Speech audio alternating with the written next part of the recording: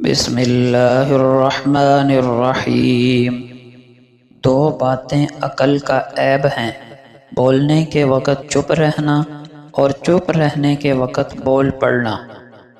آج کل تعلیم زیادہ ہے اور علم کم، جبکہ پہلے زمانے میں تعلیم کم تھی مگر علم زیادہ تھا۔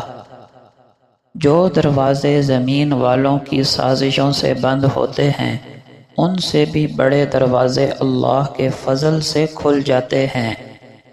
تکبر، انا چھوٹے آدمی کو اوپر جانے نہیں دیتی اور بڑے آدمی کو نیچے لے آتی ہیں۔ اگر نعمت کے بعد انسان کو ظرف نصیب نہ ہو تو نعمت لعنت بن جاتی ہے۔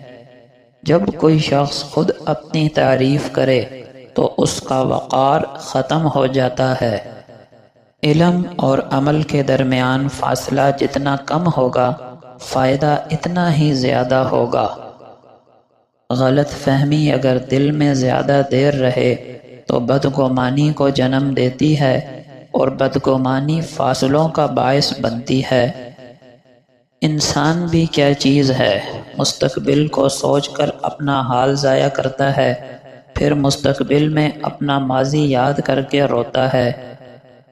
ہمارے معاشرے کی ایک تلخ حقیقت یہ بھی ہے کہ نماز فجر میں ایک صف مکمل نہیں ہوتی اور سورج نکلتے ہی پورا سوشل میڈیا دینی اقوال زریں سے بھر جاتا ہے۔ نماز کبھی نہ چھوڑیں، اس لیے کہ قبروں میں لاکھوں لوگ ترس رہے ہیں کہ دوبارہ زندگی مل جائے تاکہ اللہ کے لیے ایک سجدہ کر لیں۔ انسان کو سب سے زیادہ نقصان اس کے وہ گناہ پہنچاتے ہیں جن کو چھوٹا سمجھ کر ان سے توبہ نہیں کرتا۔ جس شخص میں یہ تین عادتیں ہوں وہ ضرور ذلیل و خوار ہوگا۔ پہلی عادت جو فضول خرچی کرتا ہو، دوسری عادت جھوٹ بولنا، تیسری عادت غصہ کرنا۔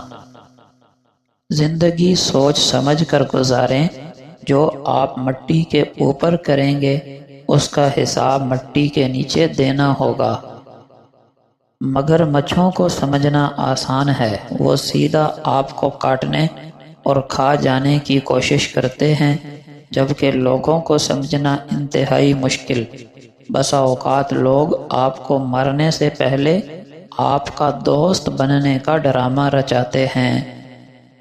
جتنے سجدے جوانی میں کر سکتے ہو کر لو، کیونکہ میں نے بڑھاپے میں اکثر لوگوں کو سجدے کے بغیر نماز پڑھتے دیکھا ہے۔ امیدیں انسان سے لگا کر اقبال شکوے خدا سے کرتے ہو، اے ابن آدم تم بھی کمال کرتے ہو۔ کہتے ہیں کہ تالی ایک ہاتھ سے نہیں بجتی، لیکن کبھی کبھی ایسا بھی ہوتا ہے کہ تالی بجانے والے دونوں ہاتھ ایک ہی شخص کے ہوتے ہیں اور تالی آپ پر بجتی ہے، کبھی عزت کی، کبھی ذلت کی اور کبھی تماشے کی۔ لوگ تب تک آزمانا نہیں چھوڑتے جب تک ہم وفات نہ پا جائیں۔ اختلاف کا حل ڈھونڈا جا سکتا ہے، لیکن حسد، بغض، منافقت اور احسان فراموشی کا نہیں۔ میچورٹی پتہ ہے کیا ہوتی ہے؟ جب انسان اپنی انگلیوں کا استعمال اپنی ہی غلطیوں کو گننے کے لیے کرے اور اللہ سے ڈرے، ان غلطیوں کو سدھارنے میں اتنا مگن ہو جائے کہ دوسروں پر انگلی اٹھانے کا وقت ہی نہ ملے۔ 50,000 سیلری والا افسر جب 500 روپے کمانے والے مزدور سے رشوت مانگتا ہے تب انسانیت کا جنازہ نکل جاتا ہے۔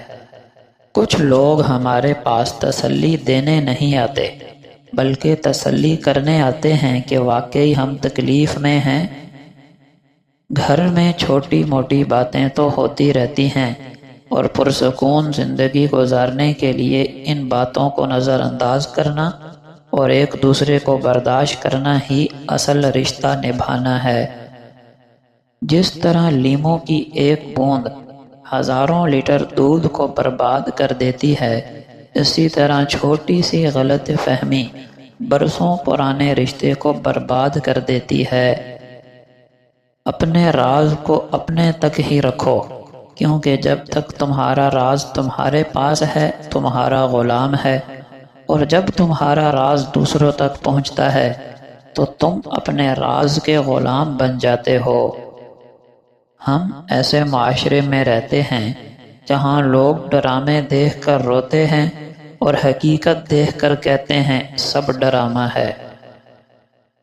لوگوں کو اس سے کوئی غرض نہیں کہ آپ اکیلے ہیں، ان کو آپ سے غرض اس وقت ہوتی ہے جب وہ اکیلے ہوتے ہیں۔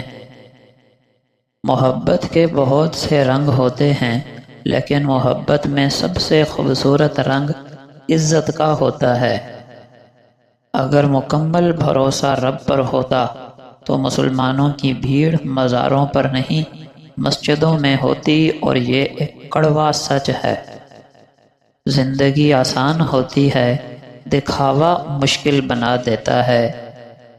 دھوکہ بہت وفادار ہوتا ہے، آپ جس کو مرضی دیں لوٹ کر آپ کے پاس ہی آتا ہے۔ نصیحت کیجیے مگر شرمندہ نہ کیجیے، مقصد دستک دینا ہوتا ہے، دروازہ توڑنا نہیں۔ نبی اکرم صلی اللہ علیہ وسلم کا فرمان ہے، اہل جنت کو کسی چیز پر اتنی حسرت نہیں ہوگی جتنی کہ اس لمحے پر ہوگی جو دنیا میں اللہ کی یاد کے بغیر گزر گیا۔ آپ صلی اللہ علیہ وسلم نے فرمایا، جب کوئی بندہ اللہ کے لیے تواضع اختیار کرے گا اللہ اسے بلند کر دے گا۔ آپ صلی اللہ علیہ وسلم کا فرمان ہے، جو لوگ ذکر الہی کی مجلس لگاتے ہیں جب وہ مجلس سے اٹھنے لگتے ہیں تو ان سے کہا جاتا ہے اللہ نے تمہارے گناہ معاف کر دیے اور تمہاری برائیوں کو نیکیوں میں بدل دیا۔ آپ صلی اللہ علیہ وسلم کا فرمان ہے، اللہ تعالیٰ نے مجھ پر یہ وحی نازل فرمائی ہے کہ آپس میں ایک دوسرے کے ساتھ تواضع سے پیش آؤ، کوئی کسی پر فخر نہ کرے، کوئی کسی پر زیادتی اور سرکشی نہ کرے۔ آپ صلی اللہ علیہ وسلم نے فرمایا، یقیناً جب کوئی بندہ نماز کے لیے کھڑا ہوتا ہے تو گویا وہ اپنے رب سے سرگوشی کرتا ہے۔ آپ صلی اللہ علیہ وسلم نے فرمایا، آدمی ذکر الہی سے بڑھ کر ایسا کوئی عمل نہیں کرتا جو اسے عذاب الہی سے نجات دلانے والا ہو۔